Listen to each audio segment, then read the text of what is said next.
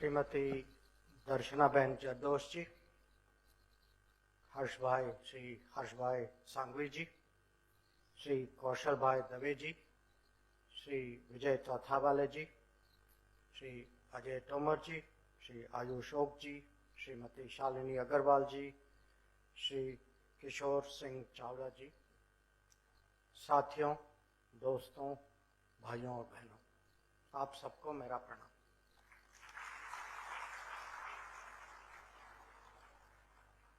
आप को बताया होगा कि आज का कार्यक्रम जो है वो एक किताब पर है। ये किताब Modi at 20 dreams meets delivery.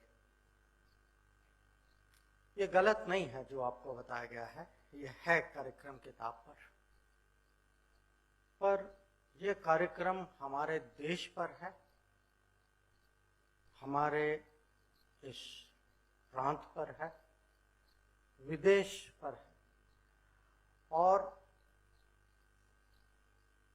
मैं बहुत साहस के साथ आपके सामने आया हूं क्योंकि मैं गुजरातियों को एक गुजराती के बारे में बताने वाला।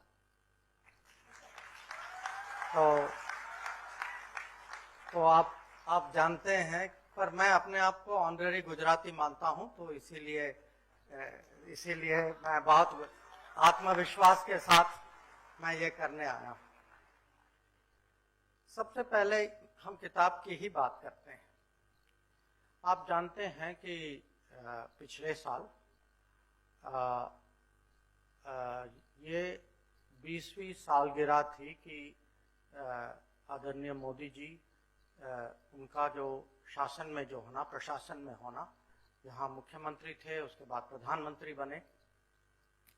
तो क्या हुआ कि कुछ लोगों ने सोचा कि ये 20 साल बिना कोई इंटरप्शन के लगातार किसी को डेमोक्रेटिक पॉलिटिक्स में ऑफिस में रहना ये कोई छोटी बात नहीं, क्योंकि इसका मतलब है कि हर 5 साल देश ने या स्टेट ने और लोगों ने आपको लगातार आशीर्वाद दिया है। और ऐसा आशीर्वाद प्राप्त करना, इसके लिए कोई अद्भुत नेता होगा या कोई अद्भुत काम होगा कि लगातार 20 साल राजनीति में ऐसे, वो भी इलेक्टोरल पॉलिटिक्स में सक्सेसफुल रहे। तो क्या हुआ कि वहाँ कुछ लोगों की सोच थी कि हम जो अलग अलग क्षेत्र में हैं वो अपने परिप्रेक्ष्य से जो उनको क्या लगता है कि मोदी जी क्यों एक किस्म से इतने सक्सेसफुल रहे हैं, उनका योगदान क्या रहा है, दुनिया उनको कैसे देखती है, भारत में उनकी क्या पहचान है। तो माने अलग अलग क्षेत्रों में जो भारत के, मैं कहूँगा कि जाने माने नागरिक जो हैं, उनसे ये रिक्वेस्ट किया गया था कि आप माने बिना संकोच के आप हमें मोदी जी के बारे में जो अंदर है आपके बारे में, ये बिना संकोच में, आपको कहीं लगता है कि कहीं कुछ कमी भी हो, उसके बारे में भी आप लिखिए। तो ये किताब जो है, इसके 21 लेखक हैं, उनमें से मैं भी एक हूं। और आप वैसे सब ये माने बहुत फेमस लोग हैं, सबको आप पहचानते तो होंगे। इसमें अमित भाई शाह भी हैं, इसमें लता मंगेशकर जी ने कुछ उसकी प्रेफेस, किताब की प्रेफेस जो है उनकी सोच उनके शब्दों में लिखा गया है। और एक किस्म से अगर आप ये किताब पढ़ेंगे, और आज मुझे जानकारी मिली कि इसका गुजराती एडिशन रिलीज हुआ है, क्योंकि मैंने देखा कि राजनाथ जी ने इसका आज रिलीज फंक्शन में उसकी मैंने ट्वीट देखी थी। तो ये जो अलग अलग लोगों की अलग परिप्रेक्ष्य, अलग दृष्टिकोण से जो लिखा गया है, ये जरूर मैं आपको कहूँगा कि अगर आप देश समझना चाहते हैं, जो आगे की जो विजन, और आपको अगर सचमुच ये जानकारी प्राप्त हो कि ये आज का जो काल जो है, ये इसकी बैकग्राउंड क्या है, कि ये कहाँ से, कैसे अनुभवों से अभी जो हम कहते हैं कि मोदी जी का विजन है, लीडरशिप है, इसका एक किस्म से ये इसका जड़ क्या है। तो ये किताब जो है, और मैं इस किताब पे मैं अलग अलग शहरों में, स्टेट्स में मैं ऐसे ही कार्यक्रमों में मैं बात कर चुका हूँ, पर यहाँ आना मेरे लिए स्पेशल है क्योंकि इस किताब में ये गुजरात और नेशनल पॉलिटिक्स के कनेक्ट जो है, ये बहुत साफ दिखाई देती है। अब आमतौर पे क्या होता है कि कोई बुक रीडिंग करता है तो सामने किताब रखते हैं, बुक से कुछ 3-4 पैरा पढ़ लेते हैं, पर मैंने सोचा आज कि मैं थोड़ा ये अलग तरीके से करूं। जो 21 लेख जो हैं, उनमें से मैंने 10 चुने हैं, और मैं बहुत संक्षिप्त में ये 10 जो हैं, क्योंकि जैसे मैंने कहा कि ये सबके व्यू पॉइंट अलग है। ये 10 लेखकों ने क्या कहा है। सबसे पहले मैं शुरू करता हूं लता मंगेशकर जी से। उनका जो मेन पॉइंट उनके लेख में ये है कि जैसे महात्मा गांधी ने जो अंग्रेजों के खिलाफ जो नेशनल मूवमेंट जो चलाया था, उसकी सफलता इसीलिए थी क्योंकि वो जन आंदोलन था, कि आज जो है नरेंद्र मोदी ने राजनीति को एक किस्म से जन आंदोलन बनाया। खाली राजनीति को नहीं, देश का परिवर्तन जो है उसको उन्होंने एक जन आंदोलन बनाया, और इसका सबूत मुझे आज ही मिला, इसी शहर में मिला। मैं यहाँ आने के पहले मैं आपके वो कमांड और कंट्रोल, इमरजेंसी कमांड और कंट्रोल सेंटर पे थोड़ा समय मैंने वहाँ बिताया, और जो मुझे वहाँ जो समझ मिली कि यहाँ के नागरिकों ने अपने शहर के लिए कंट्रीब्यूशन देके किस्म से पीपीपी मॉडल बना के जो आपकी सुरक्षा, आपकी सफाई, आपकी जो सिविक फैसिलिटीज जो हैं उसको आगे बढ़ाने के लिए एक इनिशिएटिव ली, और वो इनिशिएटिव अब यहाँ तक पहुँच चुकी है कि अगर आज हम कह सकते हैं कि सूरत जो है एक स्मार्ट सिटी है, सक्सेसफुल स्मार्ट सिटी है, उसका कारण है कि ये सिटीजन लेड स्मार्ट सिटी, और ये एक जन आंदोलन का एक बहुत अच्छा उदाहरण है। अब आप देखिए कि पिछले सालों में, पिछले 2014 के बाद देश में क्या हो रहा है। आपने देखा होगा महामारी के समय में कि ये खाली ये नहीं था कि सरकार कुछ कर रही थी, सरकार ने नागरिकों के मन में ये डाल दिया था कि हम सबको मिलजुल के इसका सामना करना है, तो हम एक दूसरे को प्रोत्साहित करें। आप में एक नहीं होगा जिसने अपने परिवार के सदस्यों को या किसी जो काम में जो साथ आपके साथी जो हैं या जो स्कूल या विश्वविद्यालय में आपके साथ जो पढ़ते हैं उनको प्रोत्साहित नहीं किया होगा कि भाई आप वैक्सीनेशन ले लो, भाई आप मास्क पहन लो, आप ये प्रिकॉशन ले लो। और एक किस्म से ये जो जागरण जो देश में जो हुआ है, इसका जिक्र लता मंगेशकर जी ने एक किस्म से बहुत अच्छी तरीके से एनालाइज किया है, और माने उन्होंने उनके जो हैं 3-4 पैराग्राफ है, पर वो 3-4 पैराग्राफ जो हैं अगर आप उसको बहुत ध्यान से पढ़ें और उसके बारे में सोचें तो आपको लगेगा कि इस प्रधानमंत्री में और जो उनके पहले जो भी थे फर्क क्या है, उनके बीच में और दुनिया में आज जो बाकी लीडर्स जो हैं उनके बीच में फर्क क्या है, कि ये जो हैं ये पब्लिक को, अपने लोगों को, अपने पूरे देश को साथ ले चल पा रहे हैं इस परिवर्तन की यात्रा पे। अब मैंने आपको कहा कि लेखकों में अमित भाई भी हैं, तो उनकी परिप्रेक्ष्य जो है वो तो बहुत, खासकर राजनीति पे तो बहुत ही अनुभवी परिप्रेक्ष्य। तो उन्होंने एक बात कही जो मुझे अच्छा लगा और मेरे लिए भी एक किस्म से ये मैं कहूँगा एक लर्निंग है। वो कहते हैं, वो लिखते हैं इसमें कि मोदी जी और दूसरों में फर्क क्या है। उनका कहना है कि वो पॉलिटिशियन तो है, पर जब वो पॉलिटिक्स में आए, जब वो मुख्यमंत्री बने, उनका जो लक्ष्य जो था, उनके प्रोग्राम्स जो थे, वो कभी अगले इलेक्शन तक सीमित नहीं रखते थे। और उदाहरण जो देते हैं, जो आप सब जानते हैं, कि नर्मदा का पानी सौराष्ट्र ले जाना, ये एक टर्म का काम नहीं था। अगर वो मामूली पॉलिटिशियन होते, वो कहते कि भाई अगले चुनाव तक तो ये होगा नहीं काम, तो मुझे क्या मिलेगा इसमें।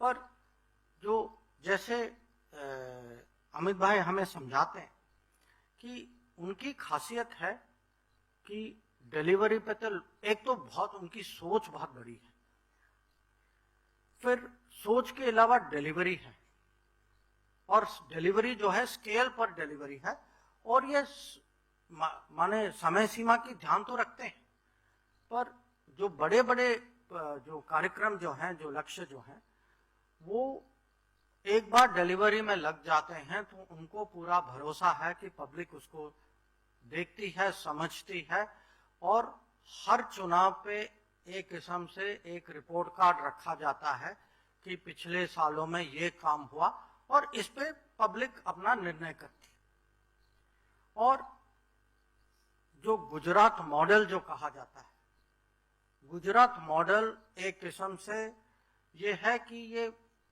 5 ईयर साइकिल जो बाकी स्टेट्स में जो होता है, आप लोग जो हैं इस 5 ईयर साइकिल से निकल चुके, और इसीलिए निकल चुके हैं कि आपके यहाँ ऐसे नेता थे जो इसमें लीडरशिप देके, उनकी सोच तो होगी, पर उसके साथ आप लोगों का भी एक किस्म से आपका जो विजन मैं कहूँगा, उनके साथ ये बढ़ता गया। और आज जो है, जो बड़ी बड़ी चीज जो अगर देश में हम बाहर जाकर कुछ उदाहरण देते हैं, उसमें से बहुत सारे उदाहरण इस स्टेट से आते हैं, क्योंकि ये स्टेट जो है ये 5 ईयर साइकिल पे नहीं चलता। ये एक किस्म से जानता है कि ये खाली अपना इंजन नहीं है, ये देश का इंजन भी है।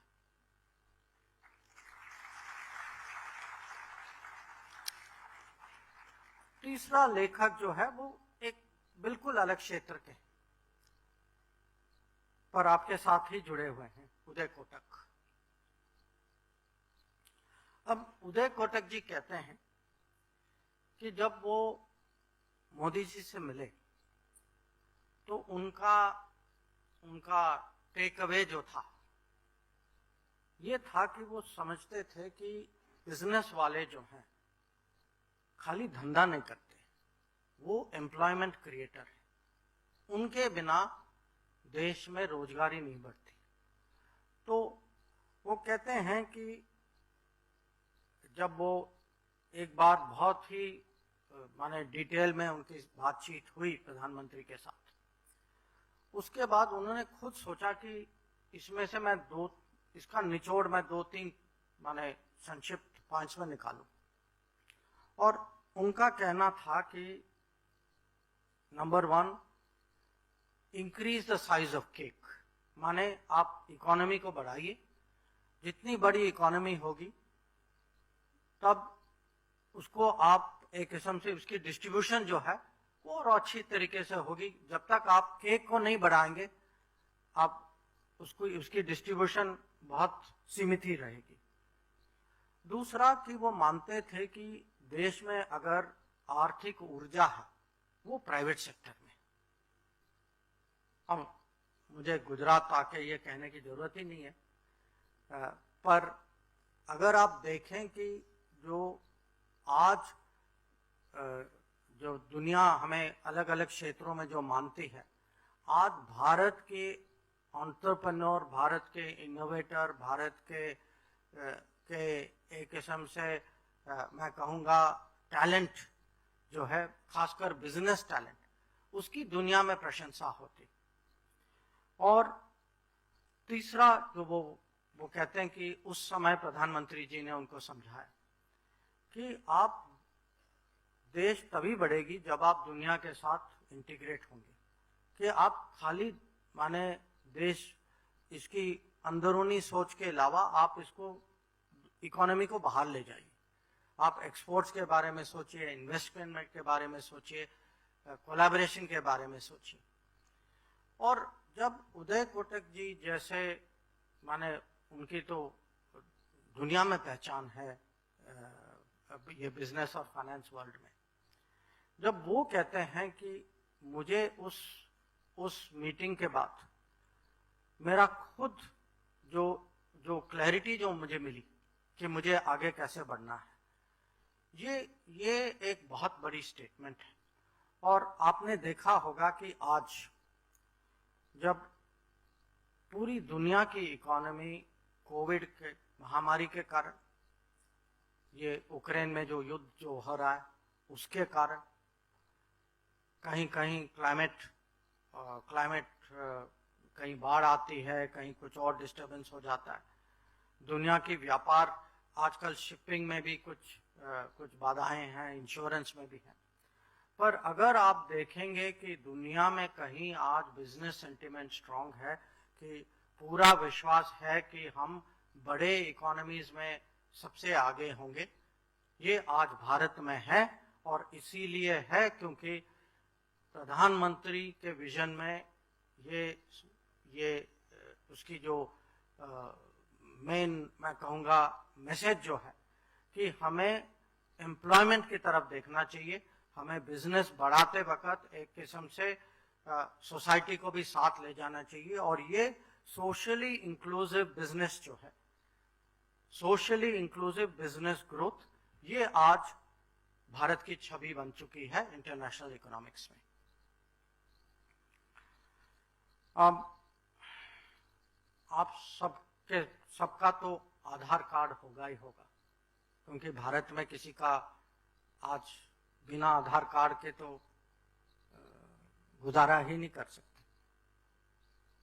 और आप जानते हैं कि आधार कार्ड जब ये प्रोग्राम शुरू हुआ था, इसमें सबसे ज़्यादा अगर किसी का शुरू में योगदान हुआ, वो नंदन नीलेकानी जी का था। उन्होंने एक किस्म से ये आधार मिशन को लीड किया था।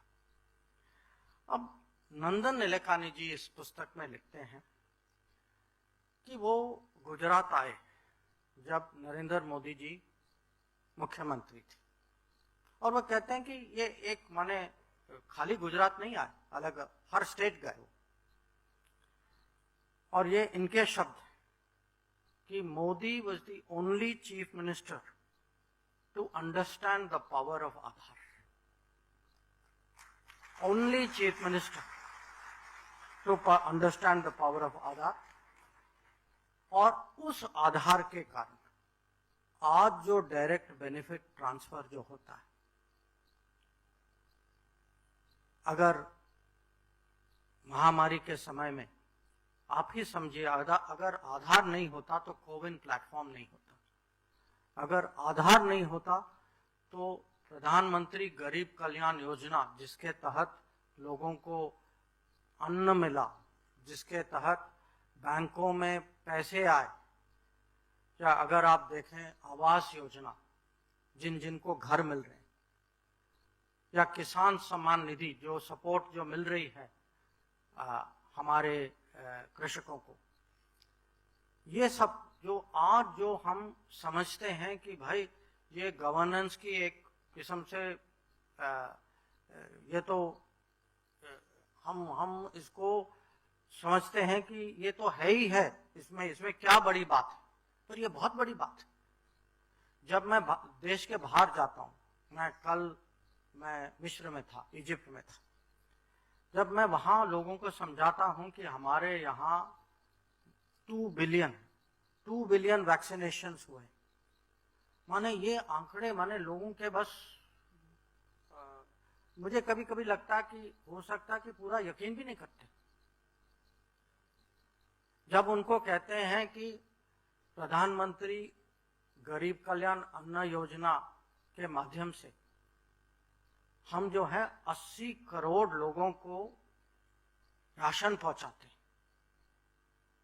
जब बैंकों में जनधन योजना के कारण बैंकों में 40 करोड़ लोगों के बैंकों में पैसा आता है, और ये नहीं है कि पैसा आता है, जो हमारी जो कमजोरी थी ये बहुत सारे देशों में है। और वो कहानी आप जानते हैं ना, याद है कि जब दिल्ली से 100 रुपया निकलता है, पहुंचते पहुंचते वो 10 रुपया बन जाता है। हा? आप जानते हैं ना, याद है ना सब। और याद है कि वो किस युग में हुआ था, वो भी याद है ना। हाँ, तो और ये मैं कहूंगा ये खाली हमारे देश में नहीं था, दूसरे देशों में अभी भी लोग, उनके लिए एक बहुत बड़ी चुनौती है कि सुशासन के लिए आज दुनिया में एक किस्म से ये समझ जो है बढ़ रही है कि सुशासन के लिए डिजिटल शासन चाहिए, और डिजिटल के लिए आधार, एक हमारे देश में आधार की जरूरत थी। और अगर एक मुख्यमंत्री, और ये मेरे शब्द नहीं, और ये आप इसको राजनीतिक स्टेटमेंट भी नहीं लीजिए, क्योंकि नंदन नीलेकानी जो है वो राजनीतिक आदमी नहीं थे, अगर थे तो वो उस साइड वाले राजनीतिक थे। तो उनका कहना ये बहुत बड़ी बात है। फिर मैं आता हूं एक किसी माने उनसे बिल्कुल कॉन्ट्रास्टिंग बिजनेस, वो बिजनेस में है, महिला है, देश के एक बहुत बड़े महिला एंटरप्रेन्योर हैं। आपने अपोलो हॉस्पिटल के बारे में तो सुना ही होगा। तो उनके जो हेड जो हैं अभी, शोभना कामिनी जी, उन्होंने एक बहुत ही इंटरेस्टिंग चैप्टर लिखा है, और ये जो है उनका दृष्टिकोण जो है ये जेंडर का है कि पिछले 8 साल में अगर आप जेंडर कहें, जेंडर इक्विटी, जेंडर जस्टिस पर महिलाओं के बारे में, बेटियों के बारे में, बहनों के बारे में क्या परिवर्तन आया है। अब इसमें काफी देश में चर्चा हो चुकी है, तो आप कहेंगे इसमें क्या नई बात वो कहेंगे, पर उन्होंने 2 उदाहरण दिए जो मेरे दिमाग में वो चिपक गया था।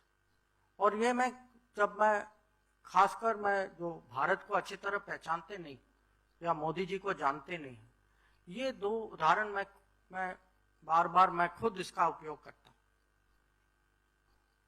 एक तो कहते हैं कि देखिए, सोच तो है, विजन है, पर उसका इतना डिटेल में जाए कि देश का प्रधानमंत्री एक साइड में सैनिटरी पैड की सोच सकता है और दूसरे साइड में वुमेन इन आर्म फोर्सेस की, उनको आर्म फोर्सेस कमीशन कैसे देना। आप देखिए कितना, माने ये 2 उदाहरण जो है कि कितनी माने कमिटमेंट है, पर कितनी बारीकी की सोच है कि इसको कैसे जमीन में उतारा जाए, क्योंकि सोच बहुत लोगों की होती। और इसीलिए जो किताब में लिखा है, ड्रीम्स होते हैं, मोदी एट 20, इसकी खासियत है कि ड्रीम्स मीट डिलीवरी की। और डिलीवरी ये नहीं कि मैं आपको वादा करता हूं कि भाई एक दिन होगा, एक दिन गरीबी हटेगी, एक दिन आएगा, नहीं, ये अभी हो रहा है, आपके सामने हो रहा है। अगले साल हो रहा है, इस हफ्ते हो रहा है, और बहुत माने कॉन्क्रीट तरह, ताकि आप आपके माने रोज के जीवन में आप ये परिवर्तन देख सकते हैं। और जो एक किस्म से जो फीलिंग के साथ उन्होंने लिखा है शोभना कामिनी जी, कि आज तक उनके लिए एक किस्म से नरेंद्र मोदी वो देखते हैं कि ये बहुत बड़े फेमिनिस्ट लीडर। अब तक मैं बिजनेस की बात कर रहा था, तो चलिए मैं थोड़ा गियर बदल देता हूं और मैं आपको किसी और बिल्कुल डिफरेंट फील्ड में ले जाता हूं, आपके फील्ड में ले आता हूं, स्पोर्ट्स और यूथ। हमारे सबसे बड़े बैडमिंटन स्टार अभी हैं पीवी सिंधु, सब मानते हैं ना? हाँ, सब मानते हैं, सब जानते हैं। अब पीवी सिंधु ने माने बहुत ही फ्रैंकली लिखा है, क्योंकि अगर वो खुद नहीं लिखते ना, उनके नाम पे कोई और इतने माने ऐसे डायरेक्टली कोई लिख नहीं पाता। वो कहते हैं कि मेरे मन में ये बहुत बड़ा प्रश्न है,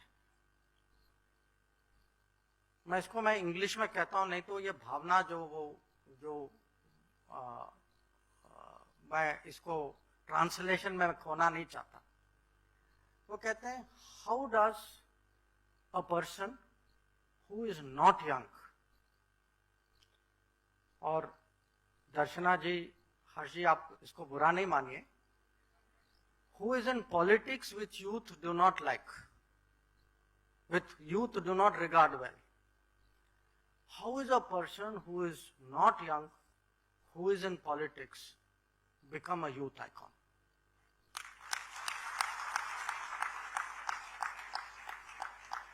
तो कहती है ये प्रश्न, this question was bothering me.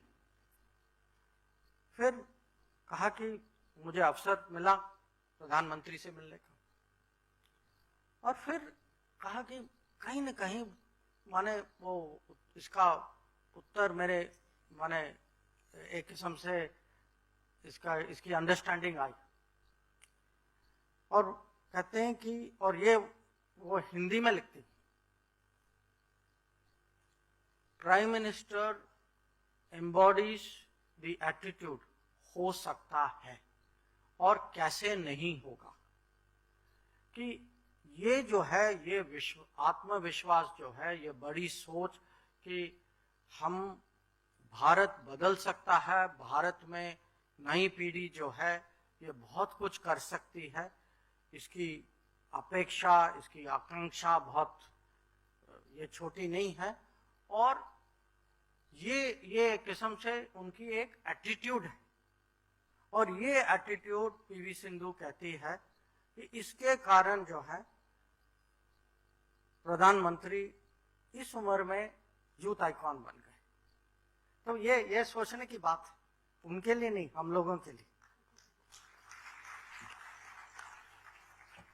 अब फिल्म की दुनिया से वहां से भी एक लेखक है, अनुपम खेर। अब अनुपम खेर कभी कभी राजनीति में भी कहीं कुछ टिप्पणी कर देते हैं। उनका सोशल मीडिया अकाउंट बहुत ही इंटरेस्टिंग है, आप जानते हैं। हाँ? पर उन्होंने लिखा है, मुझे अच्छा लगा, क्योंकि उन्होंने विदेश नीति के जो तर्क और जो उदाहरण जो दिए, वो विदेश नीति पे दिए उन्होंने। और जब ये घटना मेरे समय, जब मैं विदेश सचिव था, उस समय हुए, और मैं साफ कहूं, मुझे कहीं मैंने तुरंत याद नहीं आया। जब मैंने पढ़ा, फिर एक किस्म से मेरा भी रिफ्रेश हो गया इसमें। एक तो कहते हैं कि 2015 में, 15-16 में, पता नहीं ये खबर आपके ज्ञान में हो या नहीं, दो क्रिश्चियन प्रीस्ट थे, एक अफगानिस्तान में थे और एक यमन में थे। हमारे नागरिक थे, भारतीय मूल के थे, और दोनों का अपहरण किया गया और दोनों का अपहरण किया गया। बहुत माने जो थोड़े क्या कहूँ मैं इसको, आतंकवादी नहीं पर बहुत कट्टर विचार के लोगों ने किया। और वो कहते हैं कि इनको छुड़वाने में प्रधानमंत्री ने कितनी मेहनत की, और वो कहते हैं कि वो फॉरेन मिनिस्ट्री के पीछे पड़ गए। और ये मैं इसका सबूत मैं आपको दे सकता हूँ कि वो सचमुच पीछे पड़ गए। कहा हर हफ्ते वो चेक करते थे क्या हुआ, इसका कैसे निकाल रहे हो, क्या प्रगति हुई, किससे बात कर रहे हो। उसके बाद वो लिखते हैं एक ऑपरेशन जो यमन में हुआ था, ऑपरेशन राहत। यमन में वो युद्ध की स्थिति थी और गोलीबारी चल रही थी, बॉम्बिंग भी हो रहा था। हमारे लोग और हमारे अलावा दूसरे देशों के नागरिक भी फंसे हुए थे वहां। और वही जो हर्ष जी ने आपको कहा यूक्रेन के बारे में, वो पहली बार मैंने यमन में देखा कि प्रधानमंत्री ने सऊदी अरेबिया के राजा जो हैं किंग सलमान, उनको फोन किया और कहा कि मैं, उस समय सऊदी अरेबिया के हवाई जहाज जो हैं वो यमन को बॉम्ब कर रहे थे। उन्होंने कहा कि मैं युद्ध विराम चाहता हूं और उस समय में हम अपने लोगों को निकालना चाहते। और उनकी, मैं कहूंगा उनकी प्रतिष्ठा, उनकी वजन, जो भी आप कहें, मोदी जी की रिक्वेस्ट को वो ना नहीं कर पाए। और उसके कारण खाली हमारे लोग नहीं निकले और हमने निकाला, भारत ने जहाज भेजा, हमारे लोग निकले, हमारे साथ 45 देशों के और नागरिक निकले।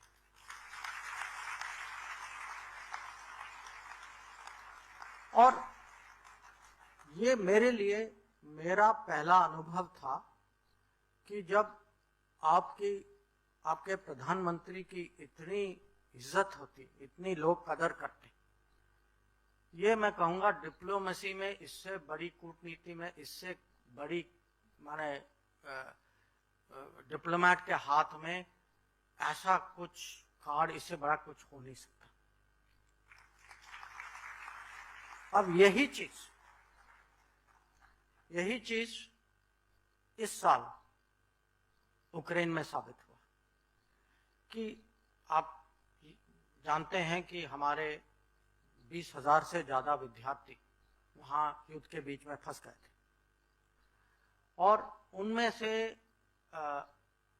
2 शहर ऐसे थे जहां सचमुच माने वो डेंजर में थे कि रोज फायरिंग हो रही थी, गोलीबारी चल रही थी आपस में। और एक शहर ऐसा था कि उसमें 3 साइड थे कि यूक्रेन की आर्मी भी थी, रशिया की भी थी और एक कुछ जैसे प्राइवेट या नॉन ऑफिशियल लोग भी हथियार लेके घूम रहे थे। और हम लोगों ने बहुत कोशिश की उनको वहां से निकालने में, पर आप जानते हैं कि जब गोली चलती है कि कौन बाहर आएगा। अगर आप दूसरे शहर सुमी में, तो हम वहां बस भी ले गए, लोग बस में चढ़े, गोली शुरू हुई, वो वापस अपने हॉस्टल में चले गए। तो एक बार नहीं, बहुत बार कोशिश की।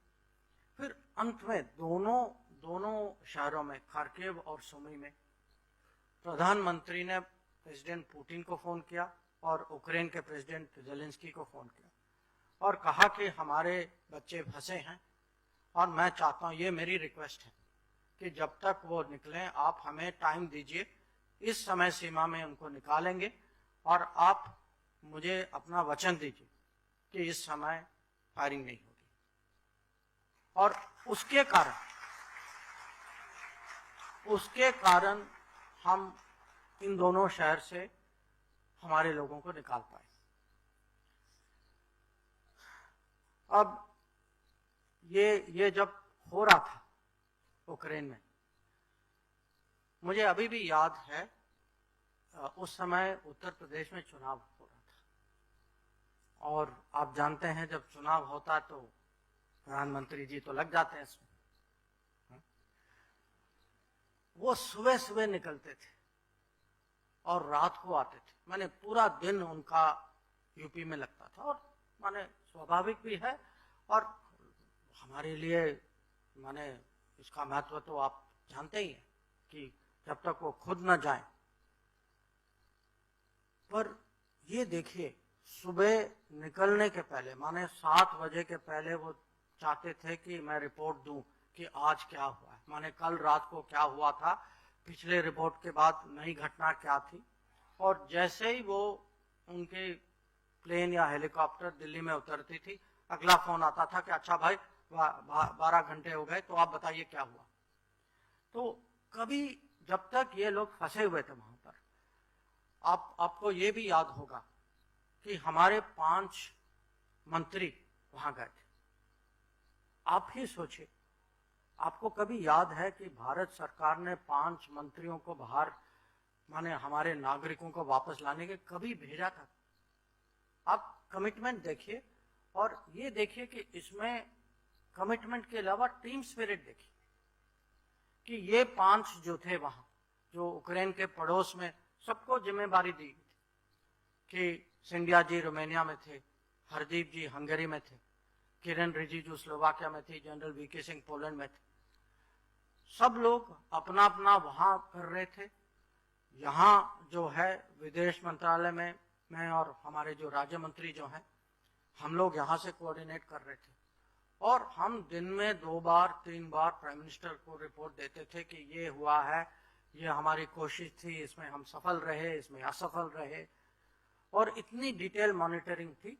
और खाली मॉनिटरिंग की बात नहीं, जब कोई भी सिस्टम, कोई भी मैं कहूंगा ब्यूरोक्रेट, कोई भी मंत्री देखता है कि प्रधानमंत्री की वो कमिटमेंट है, तो ये पूरे सिस्टम में इसका करंट जाता है। और अगर हम 20,000 लोगों को 90 फ्लाइट में वापस घर ले आए, इसका एक कारण है, और वो कारण आप जानते हैं। अब मैं आपको, और भी लेखक हैं और भी बड़े जाने माने लोग हैं, पर थोड़ी यहाँ भी समय की सीमा है, तो मैं अपने बारे में कुछ कहता हूँ, क्योंकि मैं गुजरात में कभी ये चांस में खोना नहीं चाहता। और आज मेरे मन में था जब मैं सूरत आया, ये कभी कभी मेरे से प्रश्न पूछा जाता तो कि आप मोदी जी से पहली बार कब मिले। और मैं मिला उनसे 2011 में, जब वो चीन आए थे, उस समय मुख्यमंत्री थे, मैं राजदूत था वहां। और मैंने इसके बारे में लिखा है, इस किताब में लिखा है।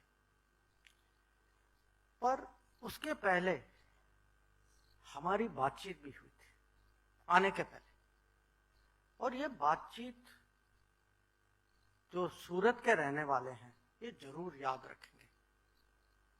आपको याद है कि 2010 में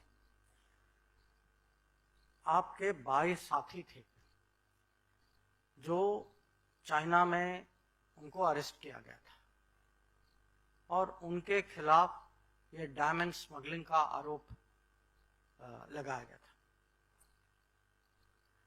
अब देखिए, पूरे दुनिया में भारतीय नागरिक और भारतीय मूल के लोग 3 करोड़ से ज्यादा है। मैं 22 लोगों की बात कर रहा हूं। तो ये हो सकता था कि कोई कहे कि भाई 22 ही लोग हैं, चलो हो जाता है, कोई स्मगलिंग भी करता है, नहीं करता हो तो कभी कभी गलती भी हो जाती है, जो सिस्टम इसका कुछ करेगा। मेरा पहला कांटेक्ट, मुलाकात नहीं थी उस समय, मेरा पहला कांटेक्ट मोदी जी के साथ इस विषय पर था। और जो मैंने कहा ना कि एक बार पीछे पड़ जाते तो भाई मान लो पड़ जाते पीछे। हाँ? और ये पूरा 2010 में बात करते गए, छुड़वाने के चक्कर में थे, और वो आए 2011 में आए। बाकी चीजें बात तो हुई, पर उनके मन में था, बहुत ही स्ट्रांगली ये फील करते थे कि इनके साथ अन्याय हुआ है, मुझे छुड़वाना है किसी तरीके से।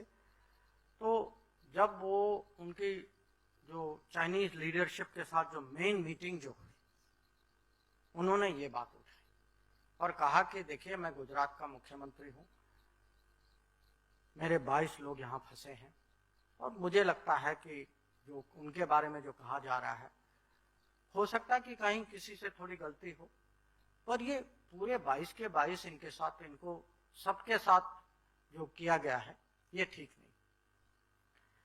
और जो मैं कहता हूं, जो यही जो अभी राष्ट्रपति पुतिन के साथ या जो किंग सलमान सऊदी अरेबिया के साथ जो मैंने उदाहरण दिए, उनकी जो मैं कहूंगा फोर्स ऑफ पर्सनालिटी जो है ना, वो जब तक उनको आश्वासन नहीं मिला कि इसमें चलिए हम कुछ तो राहत देंगे आपको, तब तक उन्होंने बात नहीं छोड़ी। और उस विजिट के कारण 22 में से 13 लोग बिना माने उनके खिलाफ चार्जेस ड्रॉप हो गए और वो वापस गुजरात कुछ हफ्तों में आ गए। और जो बाकी जो थे उनके, हाँ, कुछ लोगों के खिलाफ माने सबूत भी था, तो कुछ सेंटेंसिंग हुई, बट मैं इतना कह सकता हूं कि जो भी किया गया, जो नॉर्मल वहां जो सेंटेंसिंग होती है उससे कम हुआ। और मैं, ये घटना मेरे मन में इसीलिए है कि बाद में पिछले 8 साल में जो हम लोगों का अनुभव जो है, जो मैं यूक्रेन की बात करता हूँ या यमन की बात करता हूँ, या आप जानते हैं कि ये महामारी के समय में ये वंदे भारत मिशन जो था, वंदे भारत मिशन में 70 लाख नागरिक वापस आए। सोच लीजिए, 70 लाख। दुनिया के इतिहास में ये नंबर कभी किसी सरकार ने कभी ये किया है क्या नहीं है, ना आगे मुझे लगता कि कोई कर भी पाएगा। कि इसके पीछे एक सोच है। सोच ये है, देखिए, राष्ट्रीयता, हम सब लोग नेशनलिस्ट हैं, कौन नहीं। एक चीज है कि देश के बारे में सोचना, अपने लोगों के बारे में सोचना, दूसरा कि इसको आप एक पॉलिसी बनाते हैं, एक सिस्टम बनाते हैं, इसकी प्रक्रिया होती है, और आप एक मैं कहूंगा एक सोच, सरकार में एक सोच पैदा होती है कि कोई भी भारतीय नागरिक या कोई बाहर देश के बाहर कहीं संकट में हो, ये हमारी जिम्मेदारी है कि उसको बचाना, उसका देखभाल करना, और किसी भी हालत में उसको वहां नहीं, बिना सहारे के वहां नहीं छोड़ना। और मैं ये कहूंगा कि जो कॉन्फिडेंस, जिस विश्वास के साथ जो अब लोग बाहर जाते हैं, उसका कारण ये है कि लोगों को लगता है कि कुछ भी हो, पहले तो था कि भाई वो हैं, सरकार वाले हैं, वो मंत्रालय हैं, राजदूतावास हैं। मुझे खुद पता है, मैं राजदूतावासों में था उस समय। जो आज जो विश्वास जो है कि प्रॉब्लम है, मैं इस एम्बेसी में जा सकता हूं, प्रॉब्लम है, आप जानते हैं कि एक पोर्टल क्रिएट किया है जिसका नाम, अच्छा नाम दिया था और खुद प्रधानमंत्री ने दिया था, मदद। कि कोई भी कहीं फंस जाता है तो वो मदद पोर्टल में कह सकता कि मैं यहां हूं, मेरी ये प्रॉब्लम है।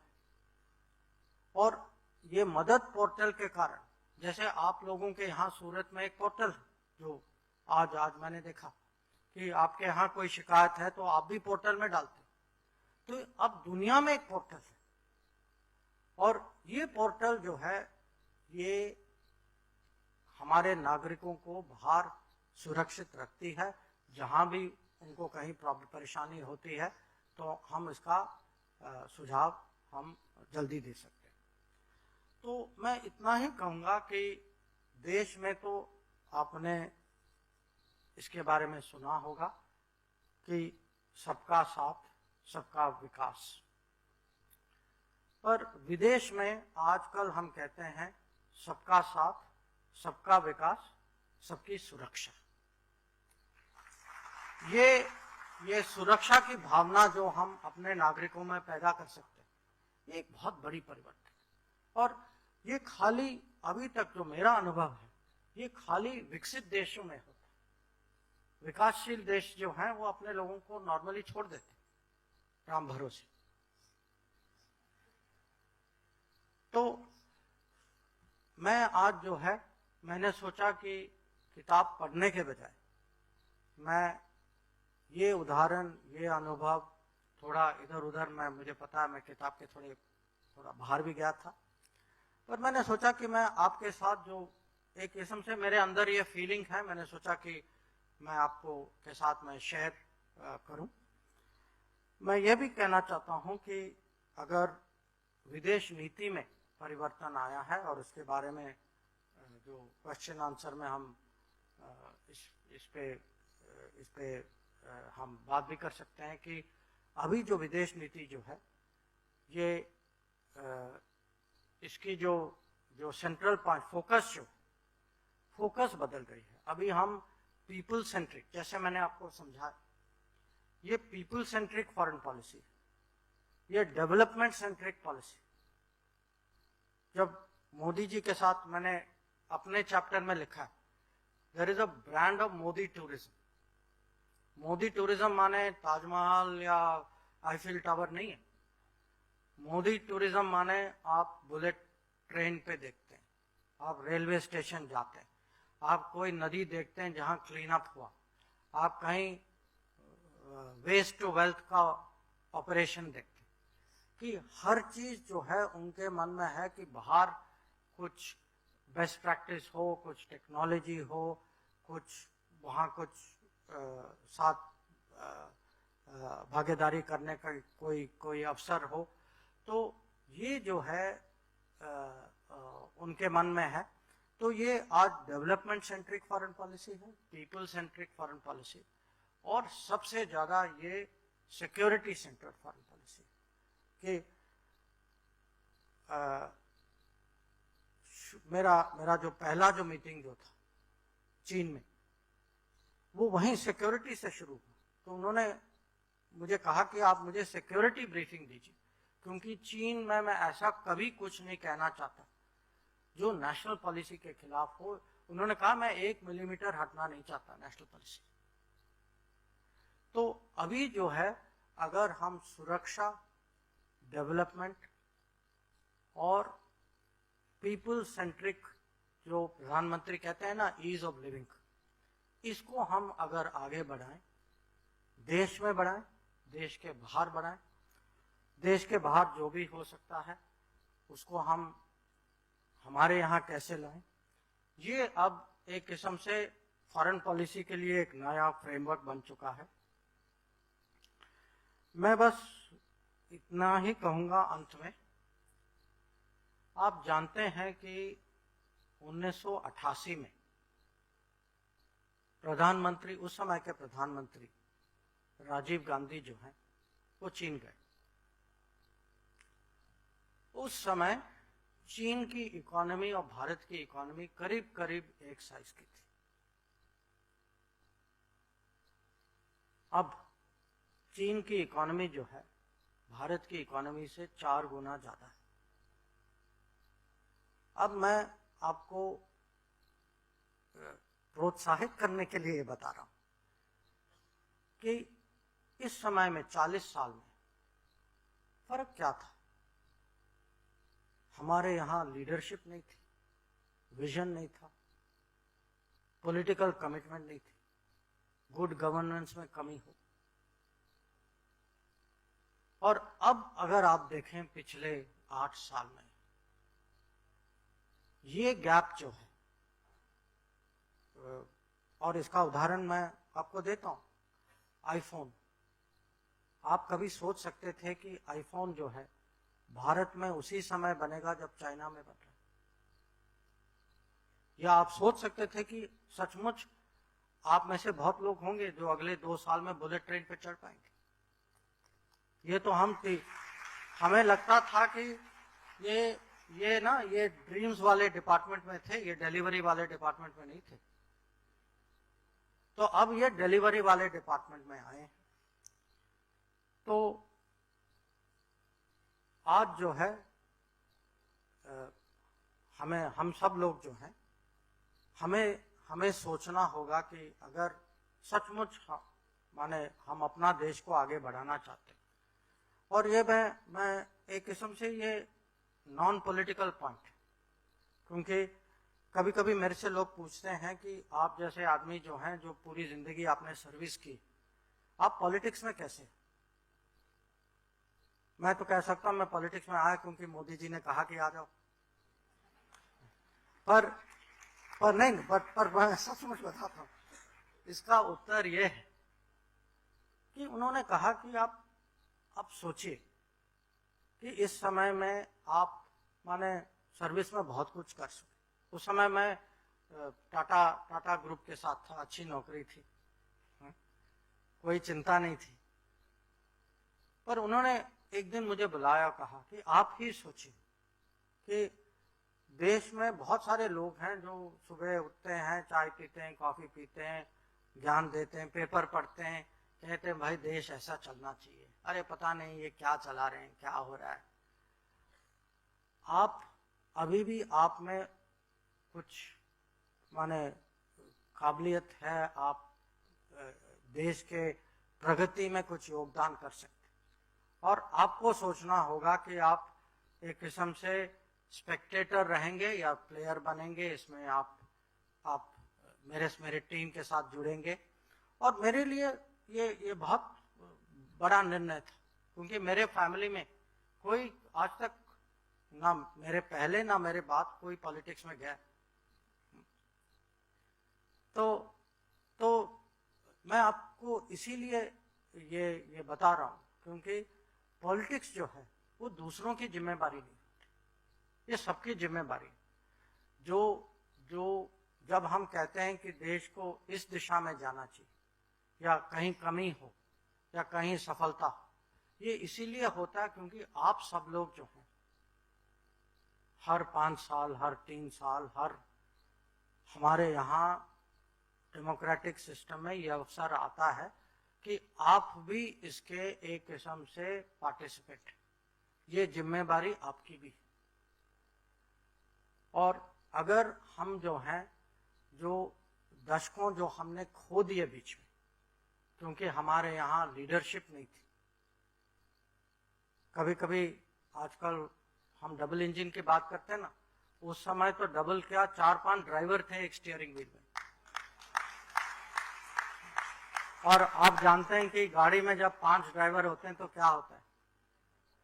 तो इसीलिए मैं जो है आज किताब के बारे में जरूर बताना आया हूँ। मैं जो है विदेश नीति को भी समझाने आया हूँ, पर मैं आप सबको याद दिलाने आया हूँ कि आप सबका कर्तव्य भी है, आप सबकी एक किस्म से आपका हित भी है। और मुझे पूरा विश्वास है कि सूरत जिसकी पहचान ना देश में माने इंटरनेशनल, आप डायमंड सिटी, आप टेक्सटाइल सिटी, अभी स्मार्ट सिटी, क्लीन सिटी में आपका नंबर बन रहा है। तो मुझे पूरा विश्वास है कि जो मैंने कहा है, आप इसका कुछ एक किस्म से इम्पैक्ट, अच्छा इम्पैक्ट होगा आप पे। तो चलिए मैं फिर से आप सबको धन्यवाद देता हूं कि आप शाम को आए।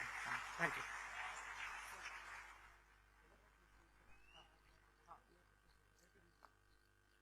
खूब धन्यवाद।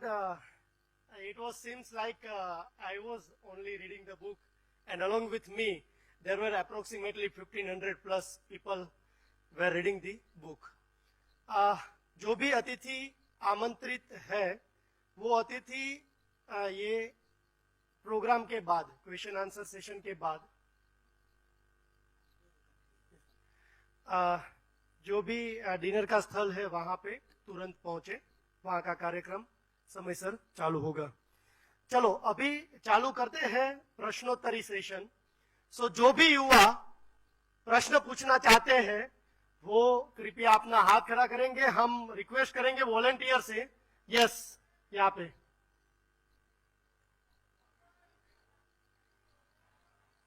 आप अपना नाम बताएंगे, कहां से, कौन सी कॉलेज यूनिवर्सिटी से है, और आपका प्रश्न संक्षिप्त में रखिएगा.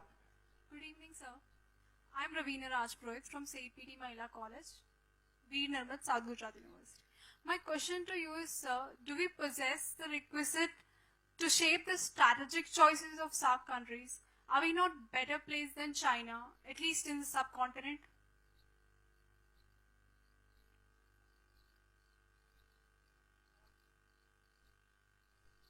Like to go for a second question also together. Sir is writing the questions, so sir is going to take 2 or 3 questions together. Yes, पीछे. Yes. According to the history of our bilateral relation with China, my question is in concern of border security, internal security and fourth generation warfare, what are your views and how you treat China? Great. So the third question.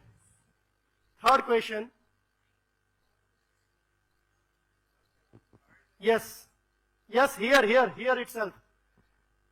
Focus on this person. Hello, sir. Yes. My name is Divyang Vaishnav, and I am from AIMS Jodhpur. Sir, first of all, warm welcome to the city of diamonds.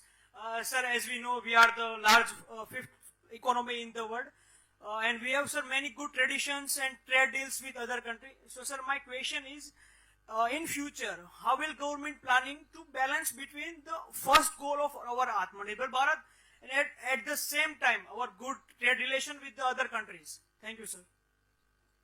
Okay, one more. Fourth. Yes, backside. Thank you. I'm Razia Muradi, PhD scholar from Afghanistan. First of all, I'm so thankful for the Indian people and Indian government for the constant support with Afghanistan. Particularly, we appreciate the initiative and support that the Indian government had with the Afghan, Sikh and Hindu. I have 3 questions that shortly I will ask. First question is that now what will be your further action for the other ethnic minority, specifically Hazara community in Afghanistan who are suffering from the discrimination and violence in Afghanistan? Secondly, how does the current situation of Afghanistan affect the India, and what will be the strategic plan of India while dealing with the Taliban and the new regime in Afghanistan?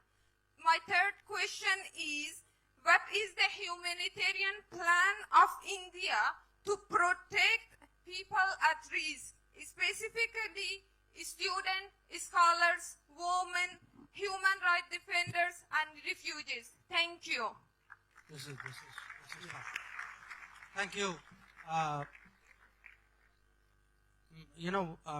What I will do, एक किस्म से जो पहला प्रश्न और दूसरा जो था उसमें एक ओवरलैप था, तो मैं आपको ये समझाता हूँ.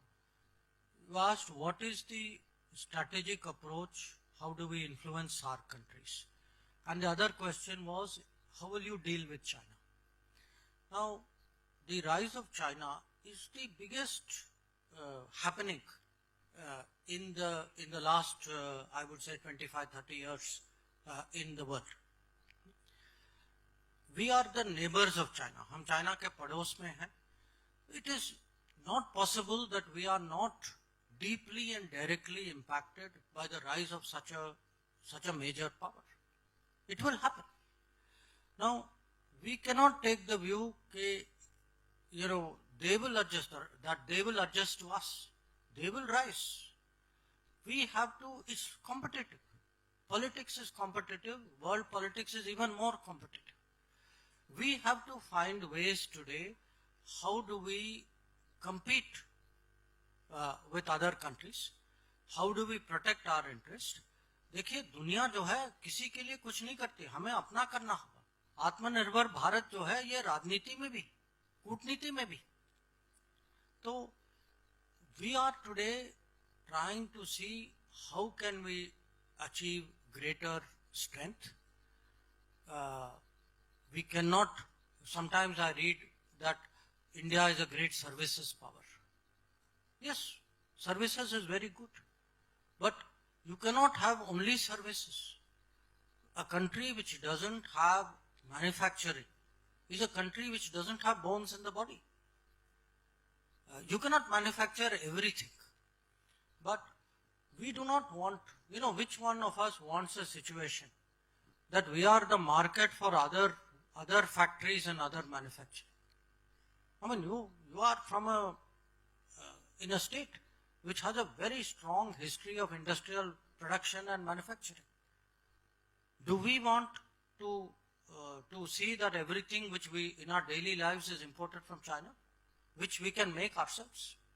Nobody wants that. So we today have to work with our neighbors, and that is why the first step which Narendra Modi took in foreign policy was to call all our neighbors at the Shapat Grahan mein jo kiya tha unhone 2014 mein. And since then you will see whether it was COVID, whether it was Nepal earthquake, whether Sri Lanka. Abhi Sri Lanka is going through a very difficult situation. One country which is helping Sri Lanka without any strings is India. So I can tell you, our neighbors are comfortable with us. We all share so much, culture, language, religion. All of us play cricket. It's a very big commonality. But we also must understand neighbors will look to see where they can get advantage. If they feel there is some other country which will do something, they will of course try. We have to compete. And I can tell you one thing. This country has the ability. When I look, one of the reasons I like meeting young people, going to universities, going to school, I see the energy, I see the confidence in young people. And I see in last 8 years what vision and leadership can give to this country. That we are capable of many, many things. It is just, we have to believe that we are capable of it, and we need to have a leadership which will set the targets, which will create the policies, which will encourage people to express their talent. So it could be, as I said, today, I, perhaps more than any other Indian, I hear what the world says about India. The world looks at our handling of COVID. The world sees how in the middle of, this Ukraine conflict, we have stood up for the interests of our people. The world sees the changes in India, the digital changes, the smart city changes, the economic changes. People see innovation. So our image is changing, our capability is changing. We need to believe in ourselves. And if we do that, I can tell you, actually we are capable of competing with everybody. That question, how do you reconcile Atmanirbhar Bharat and foreign commitments? Last year was our biggest year in exports. Now I'm saying it in Surat, where you are exporting diamonds and textiles. It is our biggest year, not going back to pre-COVID, ever in our exports. And we are today, we have the capacity to compete with people in different sectors. Now, we should deal with the world, because no country can make everything. The policy which was there earlier, that, import substitution kare, bahar se kuch nahi laye, that is not a reasonable policy anymore. We are pharmacy of the world, but we have to import APIs from some countries. So there is a global supply chain. We are big diamond exporters, but we are also importers of raw diamonds. So today's globalized economy, it is not कि आप घर में बनाएं या बाहर आप धंधा करें, they are part of the same thing. What we have to decide is, are we only the market or are we the producer? I think we are the producer. I think we have the capability of becoming a big economic player. We should not be the fifth largest economy without the employment of fifth largest economy. That's why when I gave you that example of what Uday Kotak was talking about, for me, it is not economy should be big. You can get 9% growth rate, but with very not reflected in actually the employment of that activity. So we need today employment-centric economic growth. We need manufacturing in this country. We need innovation in this country. Our talent in services in the digital world has to be promoted in different ways. And then I think we should actually become a very major global economic player. I think that is the kind of vision which the Prime Minister has, and which I think the young people, the coming generation, will be able to fulfill. Finally, the question which our friend from Afghanistan asked. You know, some very, very tragic things are happening in Afghanistan. You spoke about the Hazara community very, very recently. Maybe some of you may not know, there was an attack on a school and a lot of young children were killed in a school which was, many of them from that community. Look, India cannot determine what is happening in Afghanistan. Afghans have to determine what is happening in Afghanistan. What India can do is, in a difficult time, give help to the people. We are doing to the people. We are not giving it, it's not a political step. It is not something which is done government to government.